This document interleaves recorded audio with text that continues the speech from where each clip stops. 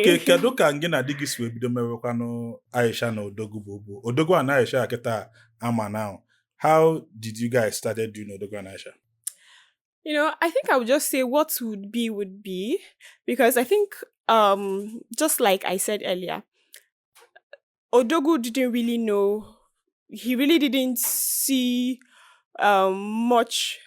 He didn't know Aisha would be bet and be. I'm talking from my own perspective, because Odogwu had what he was doing with other girls.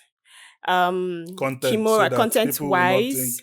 humanizing content. We are talking about content, of course. I'm host, but I can budigi. Oh my God. So now Odogwu had what he was doing with other girls, content wise and otherwise. I don't know, but let's just talk about content.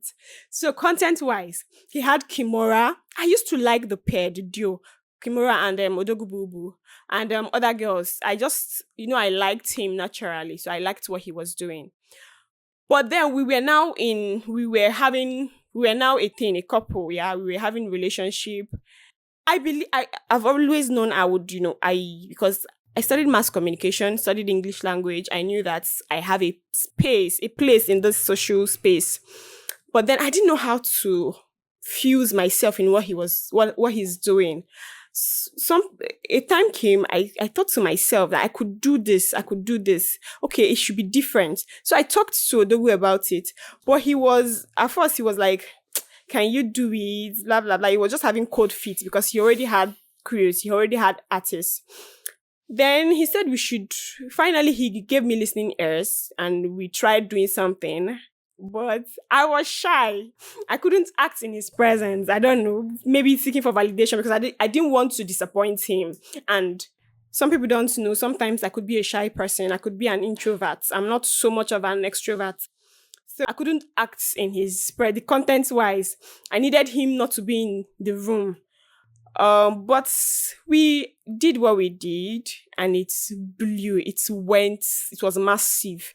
Everywhere online. It was Aisha and Odogwu. People loved it because for the first time, it was more of a deviance. He totally deviated from his script, so to say, because he has been doing things with Igbo girls that entailed shaking their boobs, that entailed, showing their buttocks, showing some private parts, making public see what, they're not supposed to see. And this is now a Hausa girl, I brought in my Hausa culture. I covered my body. Nobody was seeing any part of me. The only thing that they were hearing was a voice, a unique dialect. And it sold. People bought it. People loved it. That was how we started Odogwu and Aisha. That was the bet of it. And even when we did it, I was like, how do we continue? So one thing about Odogwu is that he's a man of vision. He sees before he sees before you think. Before you see something, he has already seen it. He has already analyzed it.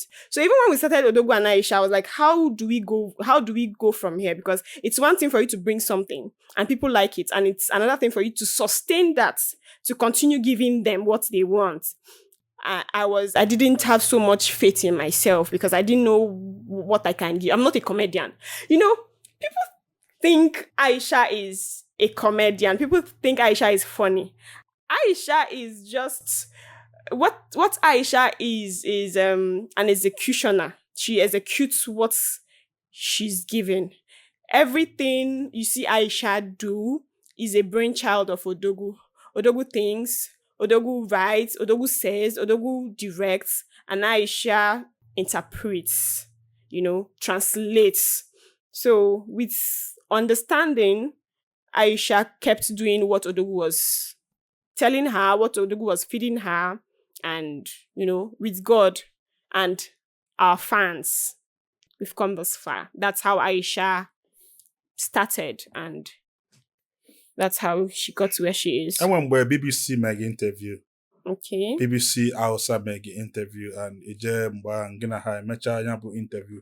Kedu ihe kpata iji wee jee the interview and kedu ihe nkwucha na ya bụ interview? Can you Okay, so one thing about life is that people don't know how sweet language is. I frown when I see people. Okay, I know this is going to be a contrast of what I'm about saying, but I'm speaking English solely for the purpose of understanding because what I speak at home is Igbo language. I speak Igbo. I love my language so much that that is what I speak, and that is what I try to inculcate in my children right now. So, one thing about language is that it is sweet and it takes you farther than a foreign language.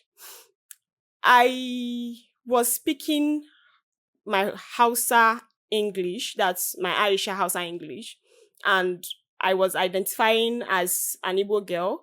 But my Hausa, because initially people didn't know where I come from actually. There was a confusion in the sense that this girl speaks like an Hausa person. And actually I have the look of an Hausa person. So it was difficult for people to identify where I came from. I sold the Aisha sold me as an Hausa girl. The people from the north, that was when they began to accept me. They began to accept, I was not making them proud. One thing that we don't see in the space is an outside girl speaking up, an outside girl socializing, doing well in the social space because the outside girl is believed that she belongs in the kitchen, she belongs at home, she belongs in the room, she doesn't belong in the public, she shouldn't be seen, she shouldn't be heard. Just her husband should hear her and her father should hear her. So me, you know, coming as an outside girl and then speaking for everybody to hear was something that they wanted to connect with, they wanted to relate with, they wanted to applaud. So that gave me some kind of visibility in the northern space, and it made me popular among them. And of course, popularity. You know what comes with popularity? People want to identify with you. I think that was what catapulted that invite because Aisha rose up. Aisha identifies as an outside girl and she's doing what an average outside girl is not allowed to do. Aisha is questioning the status quo. So it means this girl is brave and we want braveness. Okay, come to our studio. Let's interview you. Tell us about yourself, how you were able to learn Hausa language, how you were able to, mingle with Hausas and how you were able to do what you're doing. That was what BBC Hausa interview was all about. And I was at the space. I was welcomed. I was asked a few questions on how I was able to speak, how I was able to do the content I was doing then and all of that. Enwe ndị ga na-ekiri anyị ihe a ji mara gị kịta bụ kọntentị gị na di gị na-eme. Di gị bụ Odogwu bubu, ngụwa bụ Aisha. Inwe ike kọntentị di na nwunye, inwe ike kọwara anyị ihe mee unju wee bido such family content and content a unu na-eme ọ ihe dị real ọ ihe na-eme. Ụfọdụ na-asị nọ prank, ụfọdụ asị nọ real, ụfọdụ asị nọ content, ụfọdụ asị nọ acting. Inwe ike kọwara anyị ọ ihe na-eme n'ime ndụ unu ka unu na-egosi ụwa ka ọ bụ just kọwara anyị ka ihe m ji wee bido ụdị content a and then ọ ihe na-eme n'ime ndụ unu ọ real ka ọ fake ka ọ content ka ọ prank. Gaa n'iru. Okay, so Odogwu and Aisha, we started off as, friends. Remember, these are two separate individuals that outside of camera, we are a couple. And somehow we were able to unite our characters and unite our acts and our life. We made it a sync. So to say that Aisha transformed to Ijoma can easily transform to Ijoma. Odogwu Bubu can easily translate or transfer to Chijioke. It was more like a relationship. And it made it difficult for people to filter reality and content. I don't blame you. We are good actors. Having said that, first of all, Odogwu and Aisha don't do prank. I mean, people keep saying prank. They don't do prank. We replicate realities. We see happenings.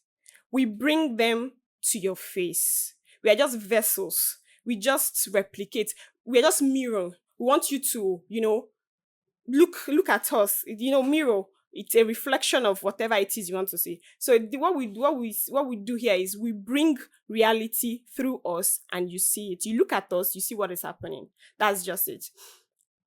Answering your question, saying if some of the things we do or most of the things we do, right, if they are real or fake. The fake or prank. Okay, no, I think I've justified the fact that we don't do prank. We are not pranksters. We are content creators, real life content creators. We depict reality. Now, are they false or are they true? My husband is a very intelligent person. He would never bring to your face what is happening to him. No, because he knows a place of privacy. Everything you see him bring to your space is a story we want you to learn from. Because truth is that these things are happening. Truth is that the marriage institution, marriage institution is being challenged. People just want to keep living in fantasies. They just want to keep painting, giving you fairy tale kind of story, kind of love life, blah, blah, blah. And then those ones wow you. But we bring to your faces the Basbo's marriage's face.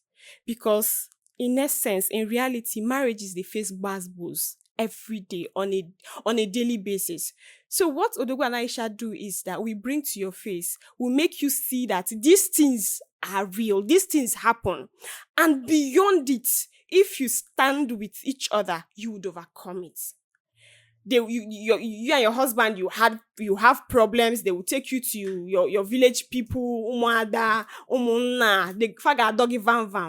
But if Odogwu, your husband, holds you the way Odogwu holds his wife, Ijoma, you people would overcome it.